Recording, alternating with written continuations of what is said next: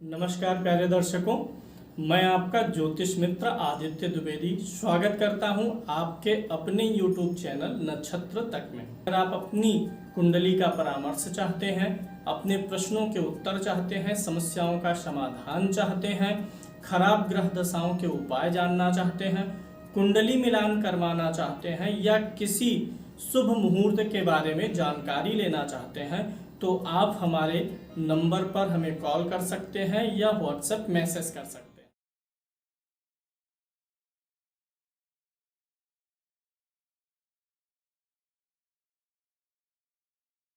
आज का विषय है द्वितीय भाव का स्वामी कुंडली के 12 भावों में बैठे कहाँ तो क्या रिजल्ट होगा।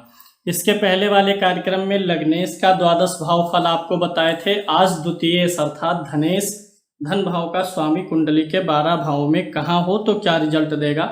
दूसरे भाव से जन्म कुंडली के सेकंड हाउस से दूसरे भाव से मुख्यतः धन बैंक बैलेंस का विचार होता है। मुख जो चेहरा है, आकृति है मुख, और मुख के अंदर दांत मसूड़ों से संबंधित चीज़ों का विचार, वाणी का विचार, कुटुंब जो आपका परिवार है, जो कुटुंब है, आपके भाई पड़ोसी पट्टीदार हैं, हाई स्कूल की पढ़ाई और मार्केस का विचार इस दूसरे भाव से होता है। मुख्यतः लोग धन भाव से के नाम से इसको जानते हैं और धन की स्थिति कुंडली में देखने के लिए इस भाव का विचार होता है। इसीलिए मैंने यह एक शीर्षक भी डाला है, क्या आप कभी करोड़पति हो पाएंगे। करोड़पति होने का योग क्या है ये भी मैं इस कार्यक्रम के बीच में बताऊंगा।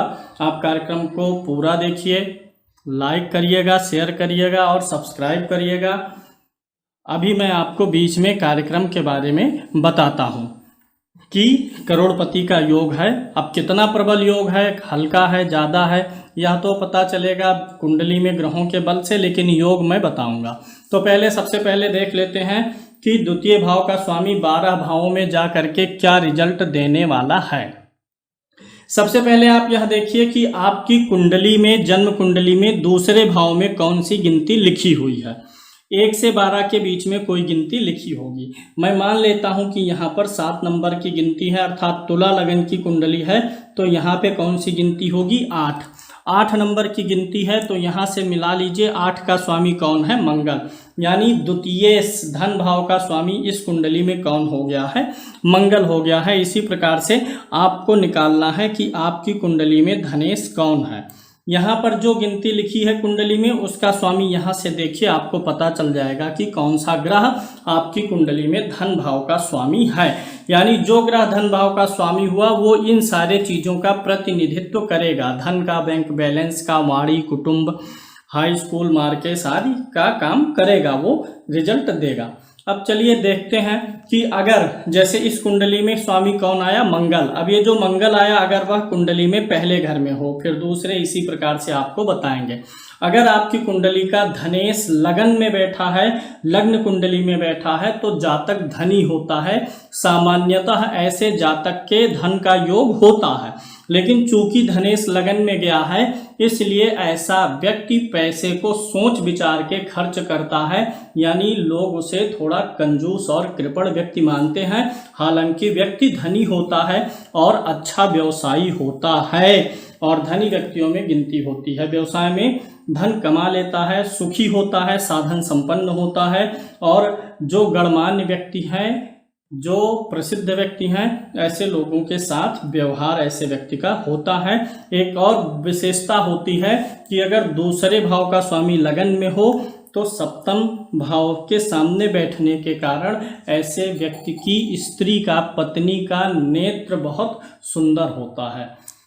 धन भाव का स्वामी अगर धन भाव में, यानी अब प्रथम भाव में बैठना अच्छा माना जाएगा। धन भाव का स्वामी धन भाव में ही बैठा हुआ हो, जो दूसरे घर का स्वामी आपकी कुंडली में बना वह दूसरे ही भाव में बैठेगा, तो ऐसी स्थिति को ज्योतिष में क्या बोलते हैं, स्वाग्रही। अपने घर में कोई ग्रह हो तो स्वाग्रही माना जाता है। तो अगर ग्रह स्वाग्रही है, द्वितीय भाव का स्वामी द्वितीय भाव में हो, तो धनवान बनाएगा, धार्मिक बनाएगा, और ऐसा व्यक्ति जो है भ्रमणशील होता है, अपने धन को यात्राओं पर खर्चा करता है।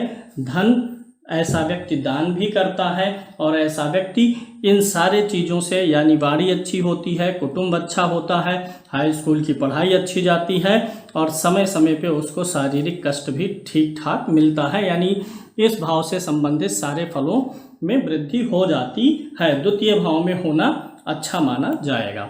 अगर धन भाव का स्वामी कुंडली के तृतीय भाव में बैठा हुआ हो, तृतीय भाव में जाए तो क्या संबंध होगा, क्या रिजल्ट देगा। तृतीय भाव होता है लघु व्यवसाय का, यानी ऐसा व्यक्ति अपना पैसा लघु व्यवसाय में खर्चा करता है और लघु व्यवसाय से पैसा कमा ले जाता है। कभी कभी कलह करता है, कलह प्रिय होता है, झगड़े आदि से डरने वाला नहीं होता है, ढीठ होता है, बहुत अनुनय विनय ऐसा व्यक्ति नहीं करता है। अगर धन भाव का स्वामी तृतीय भाव में गया हुआ हो तो बहुत ज़्यादा ऐसा व्यक्ति सहनशील भी नहीं होता है। तो अगर यह पाप ग्रह हो, विशेष रूप से द्वितीय भाव का स्वामी पाप ग्रह होकर के तीसरे भाव में गया हुआ हो, तो ऐसा व्यक्ति पराक्रमी होगा और परिश्रम से धन भी कमाएगा और अपने धन के मामले में कभी समझौता नहीं करेगा। अगर किसी को उधार वगैरह दिया है तो उस पैसे को लड़ाई झगड़ा करके भी प्राप्त करने के लिए तैयार रहेगा।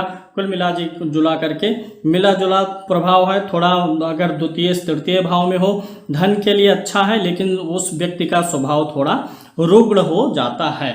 अगर धन भाव का स्वामी चौथे भाव में बैठा हुआ हो, कुंडली के चौथे भाव में द्वितीय आ जाए, तो ऐसा व्यक्ति पिता से धन की प्राप्ति करता है, पैतृक धन पाता है। पिता से ऐसे व्यक्ति को अच्छा खासा रुपया प्राप्त होता है खर्च करने के लिए, पॉकेट मनी अच्छी खासी मिलती है। व्यक्ति सत्यवादी होता है, दयालु होता है, तेजस्वी और दीर्घायु होता है। और मतलब कुल मिलाकर के चौथे भाव में जाने से अच्छा ही माना जाएगा। ऐसे व्यक्ति को माता से भी लाभ होने का योग होता है। चौथे भाव में द्वितीय का जाना अच्छा है। एक चीज़ और है, किसी भी भाव का स्वामी नीच राशि में होगा तो अच्छा रिजल्ट नहीं देगा। जैसे जो भी द्वितीय भाव का स्वामी है आपकी कुंडली में, वह किसी भी भाव में है, नीच राशि में है, तो उसके फल में कमी आ जाती है अगर अन्य स्थितियां, नीच भंग वगैरह की स्थितियां ना लागू हुई हों तो। अगर धन भाव का स्वामी पंचम भाव में बैठा हो, यानी चतुर्थ में, अच्छा रिजल्ट देगा। पंचम भाव में जाने से ऐसा व्यक्ति पुत्रों के प्रति विशेष स्नेह रखता है और ऐसा व्यक्ति अपने पुत्रों के लिए बहुत अधिक धन संपत्ति छोड़ के जाता है।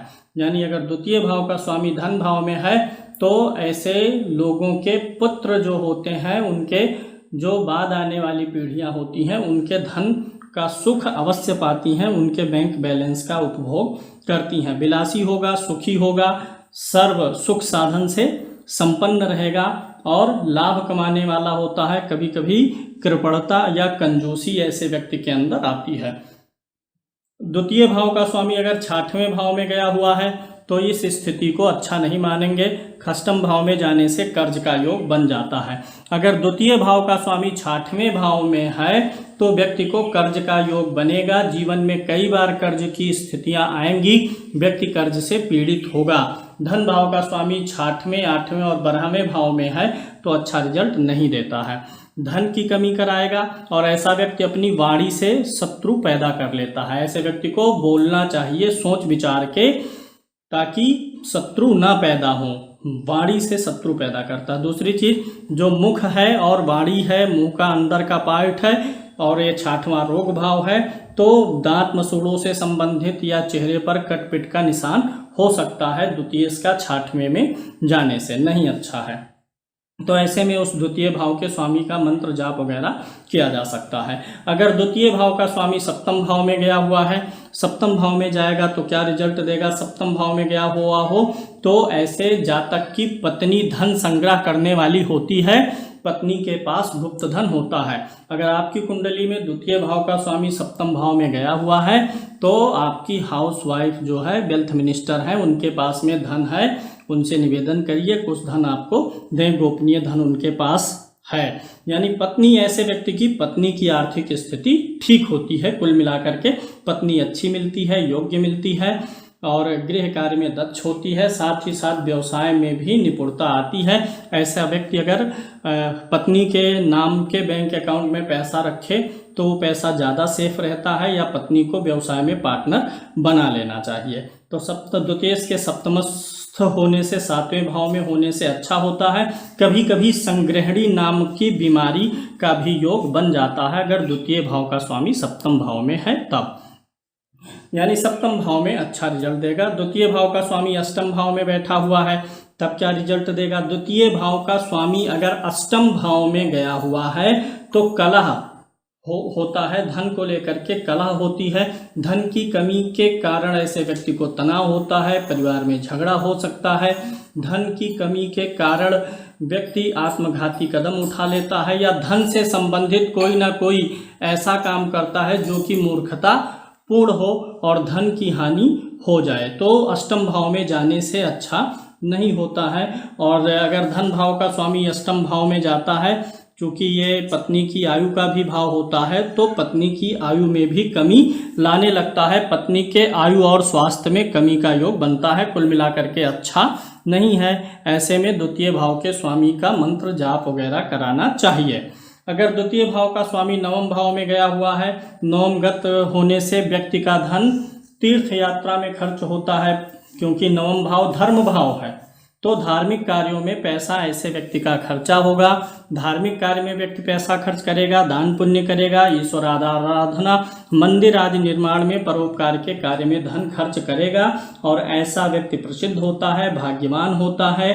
मतलब कुल मिलाकर के द्वितीय भाव का स्वामी नवम भाव में जाता है तो अच्छा ही लाभ मिलता है, सुखी होगा, प्रसिद्ध, धनी, मानी, सम्मानी होगा।